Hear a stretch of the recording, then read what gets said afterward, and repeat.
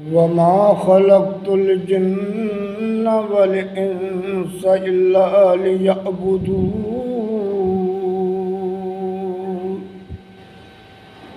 رب کائنات فرماتا ہے، وہ انسان میں نے تجھے اپنے عبادت کے لیے بنایا ہے، جنوں اور انسانوں کو میں نے اپنے لیے خاص بنایا ہے کہ دنیا میں جاؤ میری عبادت کرو۔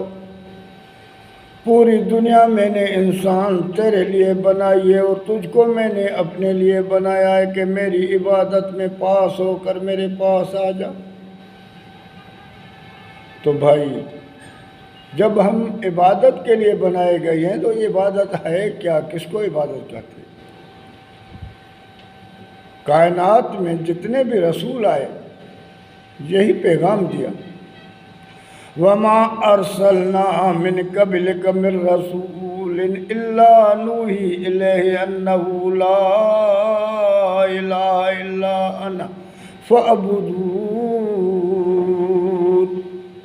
اللہ تعالیٰ فرماتا ہے، دنیا میں نے جتنے بھی رسول میں بھیجے ان کی یہی دعوت تھی، یہی پیغام تھا کہ لا الہ الا اللہ۔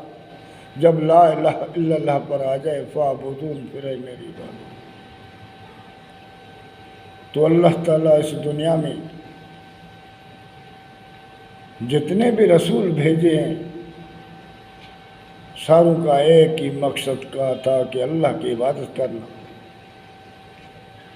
اور اللہ کے سوا کوئی الہ نہیں، کوئی طاغوت نہیں ہے، طاغوت کا انکار کرنا۔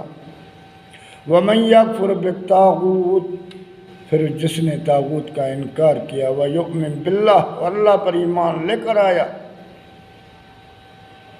اللہ تعالیٰ فرماتا ہے وہ بندہ کامیاب ہے۔ تو پہلے تو ہمیں سمجھنا ہے کہ عبادت کس کو کہتے ہیں اور کون سے الہ ہیں جو اللہ کے مد مقابل جس کو ہم ٹھہراتے ہیں۔ پہلے بندوں نے کس کس کی عبادت کی ہے، اور ہمیں سوچ سمجھ کے قدم بڑھانا ہے، آخرت کی فکر کرنی ہے۔ آخرت کی کامیابی حقیقی کامیابی ہے۔